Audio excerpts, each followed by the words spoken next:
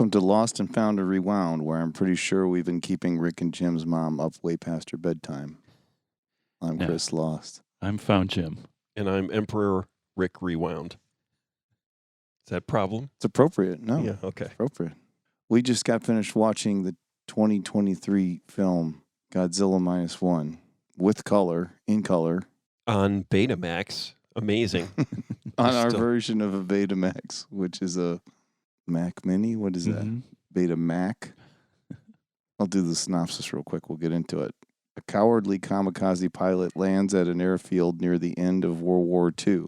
The airfield is attacked by a small Godzilla, and the coward fails to fight the monster. The coward returns to his village to learn his parents died, so he befriends an unhoused woman and the baby she found. The coward settles into a peaceful life of blowing up mines for his fake family. The coward then tries to blow up Godzilla in the sea but fails. Just as the coward tries to forgive himself, Godzilla comes ashore and kills the unhoused woman in a blast radius that rivals an atom bomb. One of the coward's friends is a super genius who hatches a plan to kill Godzilla, but the coward has a plan of his own and it works where other plans fail. And then, of course, the woman was not killed. That's it. Yeah. Excellent. Good job, man. Yeah. What'd you think, Rick? I enjoyed it. I liked aspects of it. I'm a little unhappy with the ending.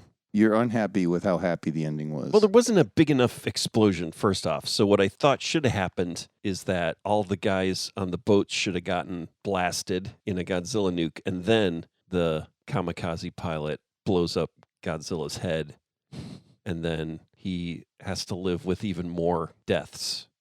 He's like a guy who survives all these deaths. I just thought that would be It's like a really snowball. tragic. Yeah. Keep building even more. Yeah. Because that's a war thing, right? Survivor's guilt, yeah. Yeah, and so just compounding, even saving Tokyo, but then still has even more survivor guilt on top of it. But I think the theme of the film was that we all need to be over our war. We all have to find what we've been looking for. It's about surviving PTSD, not compounding. I think the theme of the movie was history shows again and again how nature points out the folly of men. That's a very good point. Do you think Godzilla's natural, Jim? Is he a natural creature? I was trying to figure out, what is Godzilla's deal? He's angry. So he's angry because of what man has done or created this. I don't know. And what was he before? He was just some sea creature, and he gets just irradiated, and so gets huge and freakish and just really mad. Yeah, but you're right. In this one, at the beginning, the tiny version, pre-mutation, he's already angry and just randomly killing people and stomping on them, right? Yeah. So he's not really it doesn't seem like he's angry at man. Which I guess is true in nature, There's aggressive animals that are just, I don't know. Well, so I listened to this podcast, Tooth and Claw. They call it an animal encounter because they don't like to use the word attack. Right. Because animals are just doing what they do. That's their deal, right? So, Godzilla, when he... Actually, that is kind of true how they portray Godzilla. It's like he's just walking across the land. It just so happens... Except in this one, he was a little more... He's definitely intentionally aggressive. Yeah. I mean, when he tore that building to shreds. Territorial. He's territorial, I guess. They did say Tokyo is in his territory now or something, didn't they? Yeah. Right. Yeah. Early on, the first Godzilla, when he attacks the World War II Godzilla, and he's just carefully, chomping on those guys and flinging them with glee over his head. He just takes them by the top of their body and just goes, wing, and flips them. Did that 3 times. So he's obviously done that before, and I think takes great pleasure in that. That's part of his deal. Yeah, because he's not eating them. No, he's just like, wing, and flings them. He's definitely not a sympathetic character. I think sometimes Godzilla is sympathetic in some of these movies. Right. And sometimes he helps. Yeah. Right. But he still destroys, he kills thousands and thousands of people as he's trying to help. A clumsy helper. Yeah. But this one, he's definitely he's the enemy. Again, like you're saying, it's like he's a byproduct of man, nuclear bombs, whatever, the radiation, wherever he came from, it's man's fault. Yeah, I feel like that's in the earlier films, right? Yeah. It's either the atomic bomb or it's Right, you're right. Yeah, environmental stuff. He was one, already there. Yeah, and that goes back to what you're saying, Chris, is like animal attacks. And so, like, yeah, when they talk about like cougars or mountain lions attacking people, it's just like their habitat being infringed on. Or, when you start having coyotes showing up in coolers in convenience stores and stuff, right? It's because their territory is being infringed upon, right? Or it's being reduced, and then there's that overlap. And so maybe that's what this Godzilla is. He's more of less of a product of man's... it is a product of man, but it's man taking over territory, right? He's like a polar bear. He's more... Yeah. There's some good polar bear attacks in that podcast. There's a term called food conditioned. So when you start to feed animals, essentially they have to start putting them down because... They associate people with food. Yeah. And the food that we make, I never thought about it this way. A bear has to eat like thousands and thousands of berries to get enough calories to sustain themselves. But like one chocolate bar, so like the amount of berries they would have to eat to match a chocolate bar is insane. So what we've done is we've taken calories and we've been able to put them in very small amounts of consumption. And when an animal gets wind of that, it's like, boy, it'd be a lot easier to survive if I could eat 3 Snickers rather than, a hillside full of berries. And then that bear is now going to kill a human to get those Snickers, and they have to put it down. Right. So Godzilla here might be somewhat, I don't know if he's food conditioned, but we... No, but I think he's more territorial, right? Yeah, the humans invading the territory, but then maybe the fact that the nuke made him bigger, that's kind of similar to eating a bunch of Snickers bars, right? As opposed to the nuke itself was creating the monster, or the environmental irresponsibility was creating the monster. Now it's more that the monster's been there hanging out underwater, but now that people are infringing on his territory, he's starting to get mad, defending his territory, and then when he gets bigger, his territory gets bigger. That's a good point, right? He was just attacked a small island when he was small, and then he attacked a big island when he was big. Yeah. Still a little fuzzy why MacArthur wouldn't help out. I was looking up General MacArthur, just trying to figure out why, like because of the Russians, they didn't want to be attacking Godzilla because then the Russians would get upset. Yeah, there was some narrative there I didn't quite catch, that the Americans couldn't help because the Russians would see it as I guess if we flew a bunch of, I think things were tense between Russia and America at the end of the World War II. Yeah. And so if we Japan had a bunch of that. warships coming over. The beginning of Korea, the Korean War and all that. Yeah, okay. I'll allow it. So Takashi Yamazaki, who wrote, directed... Starred. I know he did not star. He was the visual effects supervisor for the film. He did a lot. This is kind of an auteur. Wrote the script in a year, and then the pandemic hit, and then had 2 more years to refine the script. So I thought it was a pretty tight script. I liked how talky it was, actually. I liked all the heavy drama. The family stuff is great. That wasn't just nonstop action compared to a lot of, I'm trying to think of the other Godzilla movie we watched wasn't. Shin Godzilla. It was talky, but it was all meetings, right? Right. Executive conferences and things like that, right? Yeah. This was much more drama, human story. Personal level. Well, this director said he was influenced a lot by Jaws and Close Encounters and Steven Spielberg, which you could clearly see. The mechanics, the boat, the tanks going off the end of the boat, that's all the Jaws with the floats. Right, the barrels. There was a couple barrel scenes, and then we're shooting the bomb in his mouth. Yeah. Close Encounters, not so much to me. I'm trying to think. I guess he's like I feel like Close Encounters is less... It said that. I didn't quite see that as a connection. I did see parallels between the host in this film. Yeah. And you could see all the family stuff and the little girl, and although the child was never in peril, it was always like the parents were in peril, but I guess... I feel like the child was in peril just because it was like, oh, this kid's going to get orphaned again. They're just like orphaning this kid left and right. How many times did this kid almost get orphaned? Well, it was almost left in the square. Yeah. So right in the beginning, so orphaned by its parents, and then... I guess it's not orphaned by its parents. That would be terrible, right? It's orphaned by a war orphan. Right, yeah, the war killed the parents. Yeah. I'm just realizing saying someone is orphaned by their parents, that sounds terrible, doesn't it? Well, it's murder-suicide. Yeah, I guess that would be it. Wow. All I don't know why I'm laughing. Yeah, I don't either, Chris, but it's... I'm just thinking about my wife has made 3 promises if I ever cheat on her. And number 1 is she would drag all of my musical equipment out into the cul-de-sac and burn it. And then number 2 is she'd cut off my balls, bronze them, and wear them as earrings. And number 3 was murder-suicide.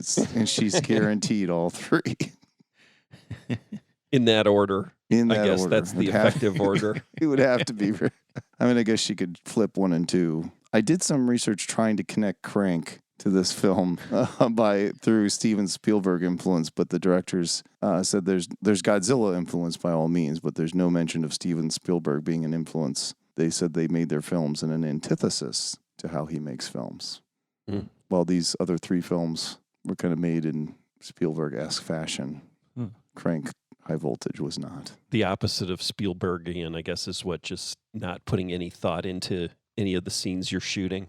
Neville, Dean, and Taylor, and yeah, they were just...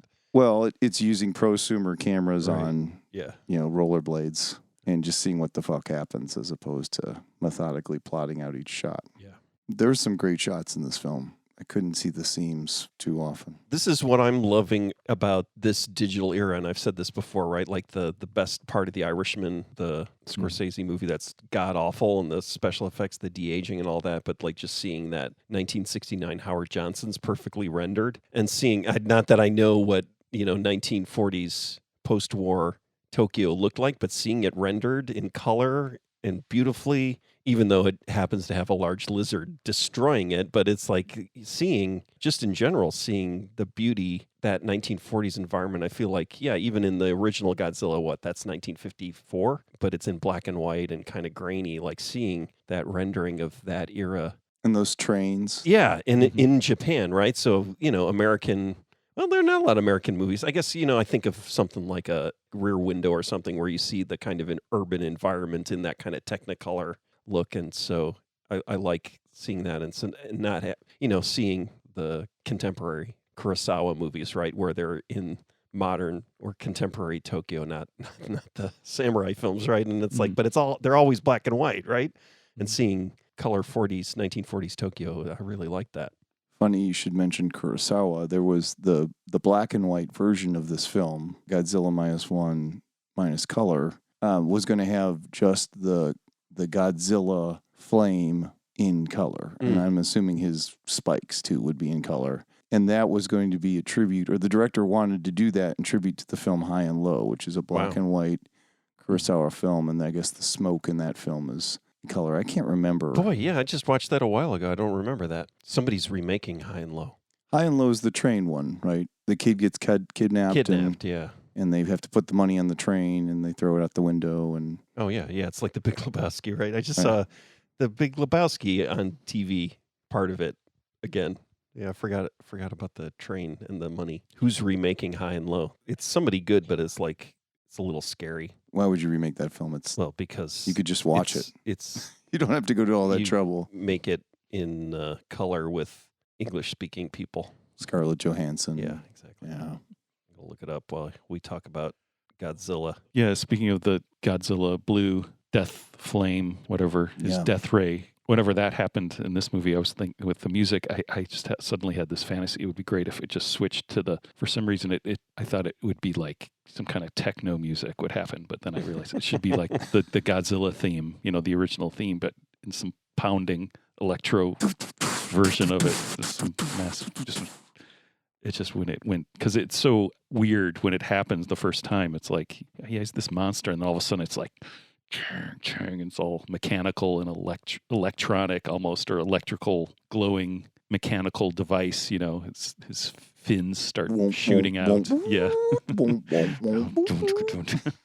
Spike Lee is doing remake High and Low with Denzel Washington, Jeffrey Wright. Of course, there you go. I really liked Inside Man. Did you guys ever see Inside Man? Yeah. Spike Lee movie. It was like a Spike Lee for hire movie that actually just turned out to be a great, fun movie. Denzel Washington. Yeah.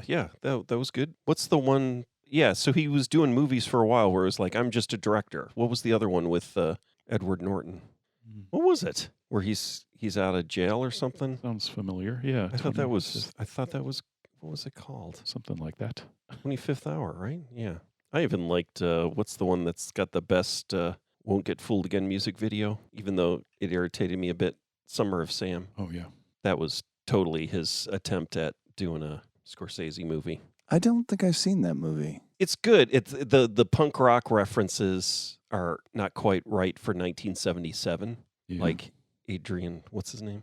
Brody? Yeah, with like a mohawk. It's too It's a little, cartoony, or yeah. it's like the mainstream view of punk rock kind of. Yeah. 1977 New York he didn't seem to fit. Is it Return of the Living Dead that has the like punk rock zombies in it, and they're the cartoonish punk rock zombies? Yeah, maybe. Yeah. It was kind of like after the Night of the Living Dead movie. These were Right. the comedic Mm-hmm. response to those films. The budget for this film was $15 million. Total box office was 113, so it made about tenfold. What's that in yen? I don't know, but I saw it in yen today and didn't write it down. But I knew it's the highest grossing Godzilla film of all time. Wow. Sorry, the highest grossing Japanese Godzilla film of all time. And it won an Oscar for visual effects. It's the 33rd Toho Godzilla film. Toho is I think the OG of Godzilla films, but it's the 37th Godzilla film of all time. How many of those have you seen, Chris? I don't know. I have a box set of all the original Toho films that my wife got me, and my son stole it immediately and watched them all, and I still haven't. I've gotten it back, but I haven't watched them all. So, but I've seen a bunch when I was a kid, and like Mothra and stuff like Sure, that. yeah. 99% critics review on Rotten Tomatoes, 98% audience. Wow.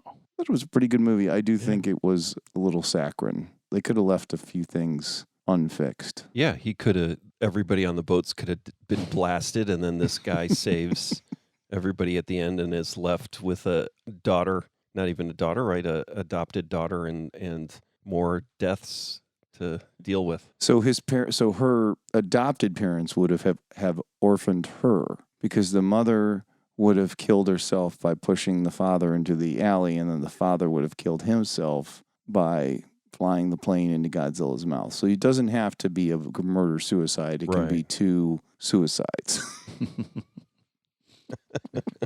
You would argue then in a timeline, only one of the parents would be orphaning the child, right? It would be very difficult to both parents to orphan a child at the same time. They'd have to separately. Well, technically, only one parent can orphan a child. Yes.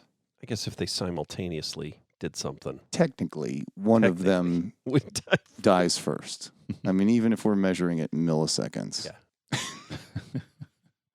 I'm glad we've got to that the cleared bottom up. of that. Yeah. I was about to say there's more than one way to orphan a child. What I'm really happy about is knowing that we've finally made the darkest episode of the show that we ever will make. I think it's good to know the bottom. You think it's not going to get darker from here? It might get darker from here, but it's going to be in the same episode. So I think we're doing good. We're finding our boundaries, our limits. It's good to find boundaries. Yeah. I only have one more fact that I did in my research. It was a hot seat question. Not sure why I even have this in here, but I wrote it down today with intent and did some research to ask it. Speaking of Steven Spielberg, we all remember his girlfriend, Valerie Bertinelli. Who was the musical guest when Valerie Bertinelli hosted Saturday Night Live on February 28th, 1987? Prince? Nope. Madonna? No. Cyndi Lauper? No, it was the Robert Cray Band. Robert Cray Band. Great. I thought you guys might guess Van Halen. Yeah, I was like... Yeah. Well, I thought it was a trick question. Yeah. But when did he sat in, like Eddie Van Halen sat in with the Saturday Night Band? Was that exact episode? Okay. How do you know that? I've seen it because it's famous because he was not happy with his performance apparently. Unbelievable. I know about Eddie Van Halen. I know you know. Man, I just heard a long interview with Alex. He's just written a book. I don't even remember if that's what he talks like. That's my Alex Van Halen impersonation. He just seems a little damaged, like high. Oh, yeah, maybe damaged. What do you think? Yeah, I guess. I mean, he lost his brother. He did. How talk will about you that. be when Rick's gone, Jim? Man, it'd be great if you could get on Fresh Air just to talk about me and our childhood. It'd be great for this podcast. It would be. Kaboom. Getting darker, guys. Getting darker. Thoughts. Random thoughts about the film. Jim, what do you got? I burnt all my facts after the Valerie Bertinelli. I had a feeling, that she would still be alive. The mother. I didn't catch on it until the very end. I was like, that seemed ridiculous. That was a stretch. Yeah, the whole telegram thing, I didn't get at all. I was reading the ejection seat thing. I was caught on that right away. You saw him showing it to you, or showing it to him? They mentioned it at the beginning. They didn't have any. The guy saying they didn't even have any ejection seats. The attitude to death weren't looking out for people, and he specifically mentions ejection seats, and then the shot of him looking, the pilot, he looks at the seat, and sees something. Or is it the pilot or the engineering guy, or the mechanic? Touches the main guy, is kind of looking, and that was like, oh, it's an ejection seat, and like he notices it there, but according to the film, he doesn't, because the next scene after that, is the engineer, the mechanic saying, oh, and one more thing, and then it cuts away, and then we go to the flashback at the very end of the movie. He points, he says, this is fitted with an ejection seat. I want you to live. So that makes it seem like the pilot didn't notice that. But earlier on, he is noticing something with the seat. That's when I saw, oh, it's an ejection seat. But maybe he just saw something and it didn't occur to him. I guess that's the idea. It was a clue for the audience. I thought this film was well written. And I thought that speech about, why do we have to, because of the whole film, he's a coward because he didn't kill himself for his country. And then there are moments throughout the film, like somebody walks up to him on the island and says, I think it's stupid that people have to kill themselves. And then there is that speech, like, why did they send us out with all this shitty equipment? Why did they think it was smart to let your soldiers die? So I think it would have been the wrong move to have Godzilla roast all those guys on those boats. I do think they should not have. There was a lot of emotional heft in the woman dying in the attack. I think it would have been kind of like The Host, where the father of the daughter who dies is taking care of the boy that was orphaned or abandoned. Yeah. It would have been like that would be the ending. Him and the little girl living, living, or what was the thing? It's shaking the war or whatever he's trying to do, or getting rid of his guilt, being able to live in peace and honor of the woman that helped him understand that his war could be over. Yeah. I don't know why, but he just couldn't handle letting that be the end. He had to bring her back. Yeah. So that part, you wanted her to stay dead. I did. But yeah, me too. You wouldn't want all the people on the boats dead. No. That's too far. I think after you give that speech, you can't kill those guys. Okay. I think they went out as citizens. Their government was the one that sent them out to die. And when they went out as citizens to do something, they came back alive. No one died. Yeah. Okay. So it's an anti-government message. I just needed one more explosion, right? So it just kind of, the airplane goes conk into his head, and then it's kind of like, boom. And then it's like, it is the good, that moment right when the plane flies into his head is great. The kind of clang. It was just like a metallic thunk. It was just like not a thud. It was kind of metallic, but just like ching. And so what there should have been is like a little counter that goes from $14,999,999 to $15 million right when the plane hits, and then it's like, don't have any more money for any more explosions. Clunk. Ching. There was great sound design like that. Like when he would hit his head on the table. Not when he was saying, when he was begging, but there was a moment where his head kind of fell down and it went black. The screen went black. Mm-hmm. It was a nice cut. There was another scene where the sound just went completely silent. I forget how it was, but it was very effective. Like just before his massive explosions that he sets off. I think it does that, right? It goes silent. Just when he sets off his death ray thing. And then silence in the photograph of the not dead woman at dinner. Right. And then there was another silent part where I was blabbing. You were crying? No, I was talking. I remember talking, and it was like, it was right before everybody. Yeah, it was right before everyone should have died. That was the silence before you saw everybody on the boats. Oh, yeah. Right before they were supposed to get exterminated by Godzilla. Mm-hmm. And then the plane just kind of ran clonk to his head. Brilliant. Rick, what character do you relate to? Which character is you? Oh, man, I should have been prepared for a smart-ass answer. I think I'm probably the mechanic who... That's a good call. Yeah. Because he wanted him to die. Yeah. But he changed his mind. He decided, no, I'm not going to kill this guy. We'll put in a ejection seat. Jim, which character are you? Yeah, I have no idea. There was that scene with the ornery penguin on the beach. Was that in this movie? Peng Su? Yeah, that's a good future movie. Yeah, the Peng Su that gets irradiated and really goes nuts. Like he's already in a bad mood, and now, destroys soul. Yeah. Wow. We'll leave that as your answer. I don't know who I would be. Yeah, I don't know. Do you want me to answer for you also? Yeah. What do you got, Rick? I'm going to say you're the old lady at the beginning that said, "Why didn't you die?" I think that's still you. That lady was so mean. Yeah. She was mean. But she had suffered horrible loss. But she had an arc too, because she lost her children. Oh, she's the same woman. Yeah, that's right. I forgot. Yeah, she's the same woman, right? That takes care of the kid later. So I forgot that she starts out even worse. Yeah. Yeah. I've forgotten that that's her also. Yeah. Everybody redeems themselves. Yeah. Except for Godzilla.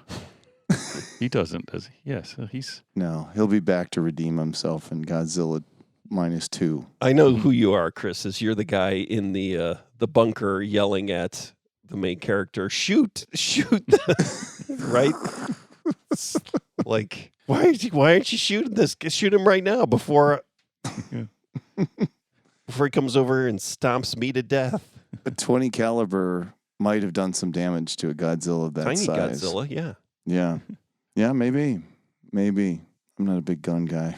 No, I was thinking more in like a management context, maybe. Yeah. Like imagining you at work. But then I would get so pissed I'd go over the plane, get in it, and shoot him myself.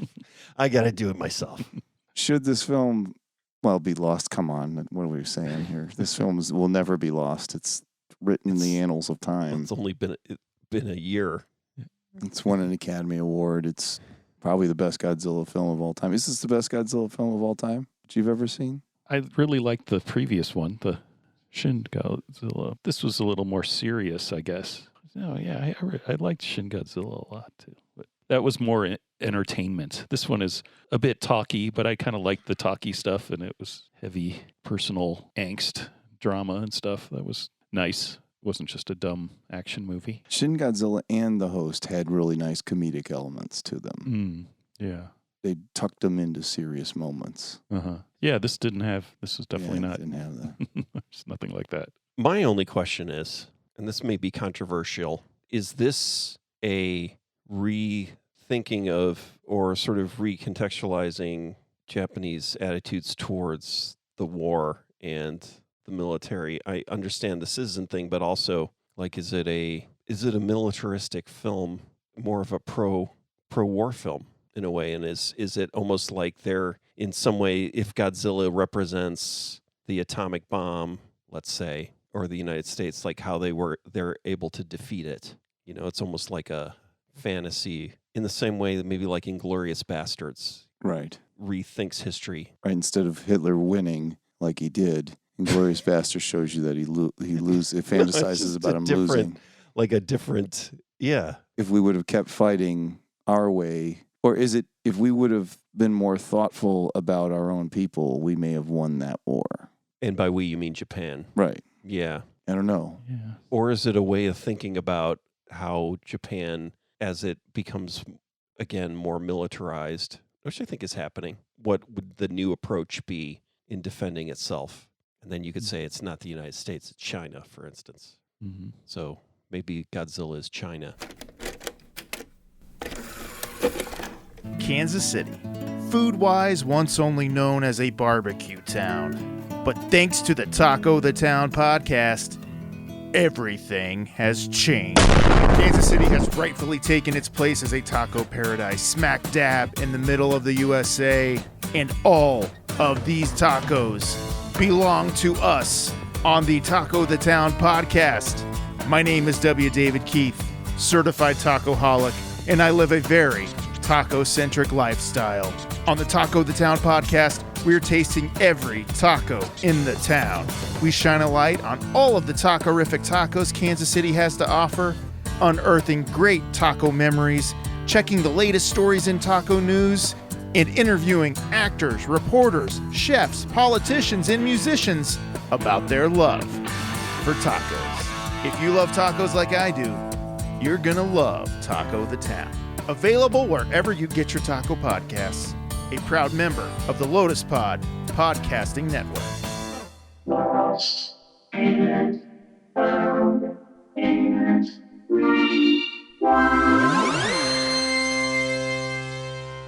I mean, I've been thinking about we did want to get dark on this episode, but the new axis of evil, will be Russia, China, United States.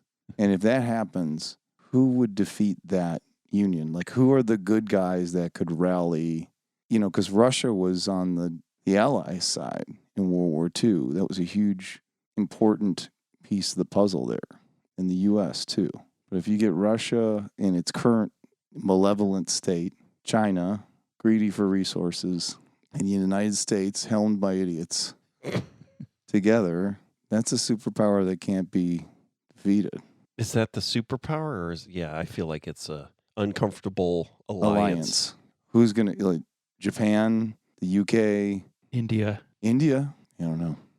I don't like to think about it. This is a little backdoor pilot for Chris's podcast called Real World Risk.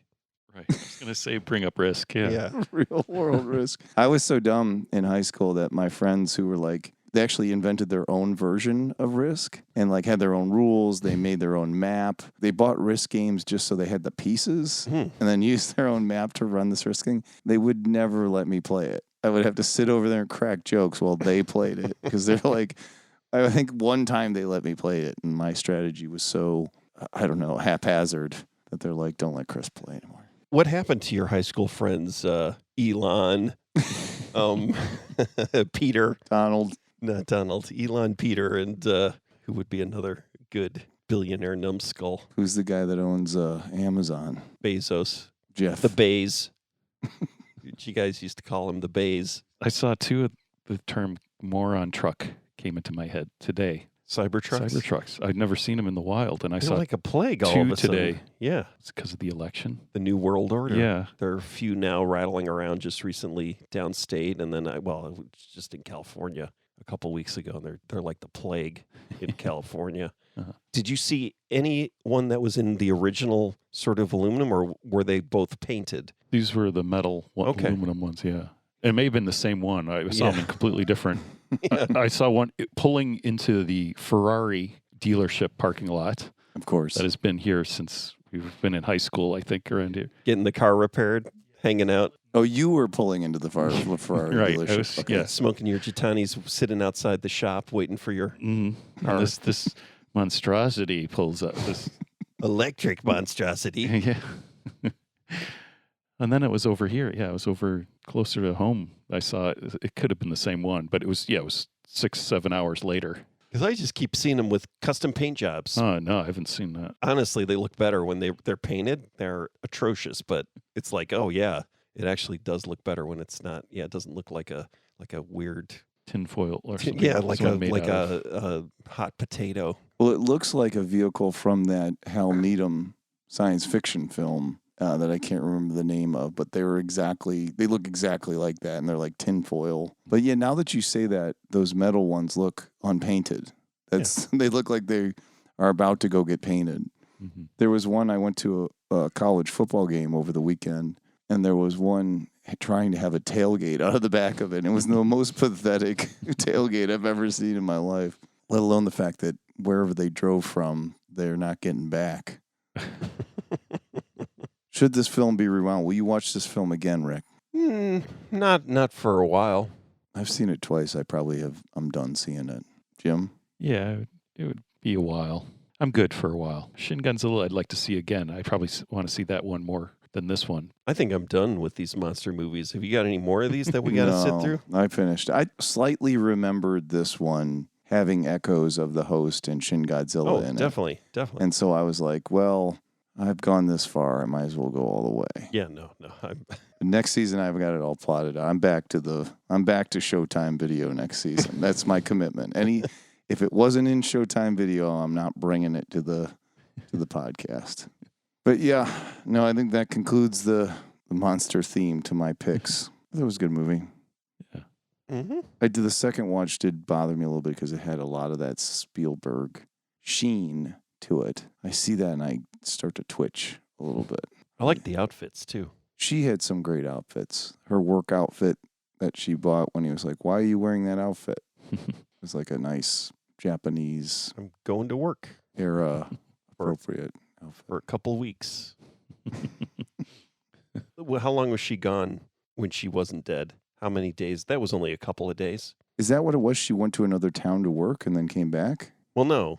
Like No, you mean when yeah, she was she was injured. dead. Yeah, she was dead, So- and then I kind of had in the back of my mind that might happen. Like when it happened, it was like, yeah. well, but it's just maybe she had no idea who she was, and she's just Yeah. blown away. You know, she's just in some hospital somewhere, right? That's kind of the idea I got. It was like, Yeah. oh, she's just lost. Yeah. She's But the lady who was taking care of the kid said, "Oh, she's away at work," right? So that I'm just using that as a metaphor for Sorry. when she was gone. But like, how long was that? Like, yeah, how long was she missing? Yeah, weeks. Was it weeks or is it just? Oh, it had yeah, to be because they had months. to do that whole planning. Oh, they did the well, planning. They fixed the plane up, but it could have been Yeah. a week. He I had don't to know. write all those letters and then Right. send them to random places to get the guy to come back and all beat him that up. stuff. Oh wow, yeah, a lot did happen. Yeah, she was gone a long time. Months. Well, she had to have been because she was so pretty when he found her. Yeah, You know, she couldn't have looked that good after been blasted down a city street Right. like half a mile. covered in rubble.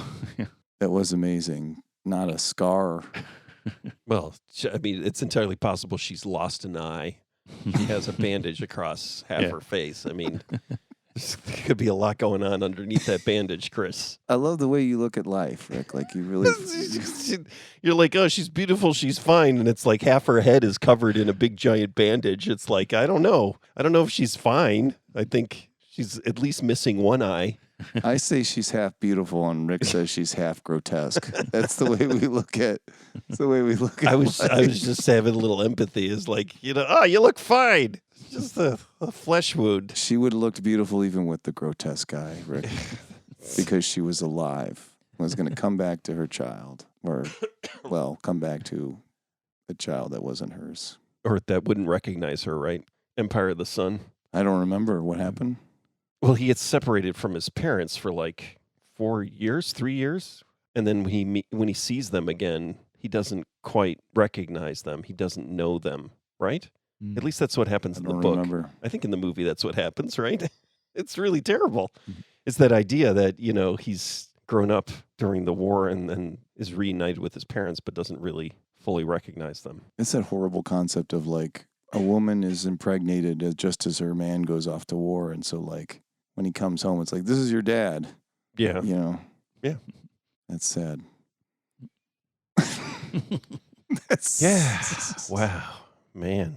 You know what's really sad is if you watch YouTube videos of dogs reacting to their owners coming back from war and they just flip out. Yeah. It's really sad. I feel for those dogs. Well, on that note, Rick's got to get back home. I think we've covered this one ad nauseum. So look forward to nothing but old VHS films. From now on. This is the most current film you're going to get It's a good detour. It's nice. Yeah. maybe ever. Yeah. Nice little detour. I got a monster movie coming up, though, so Oh, you do? yeah. So it's going to tie into Oh, the I'm theme, I excited. think. Yeah, it's I'm very excited. exciting. Okay. Is it my choice next? Yeah, because as Chris explained, Jim, it's the last quarter of the first half. And so that means... That means that Lost, Found, Rewound. Got it. I think I'm ready. So the second movie in the last quarter of the first half, the fourth quarter of the first half, that would be the 11th, 12th, no, 10, 11, 12. the last third, no, the second third of the fourth quarter of the first half. That's it. Right. Second, third, Mhm. fourth quarter, first half. Mhm. Got it. Clear as mud. Good night, everybody.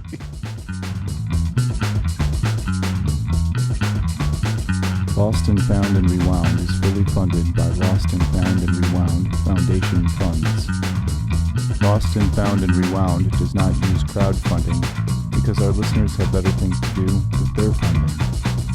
There's no need to post reviews of Lost and Found and Rewound because our listeners have more valuable things to do with their time. In all sincerity, thank you for listening to the show. We truly appreciate it.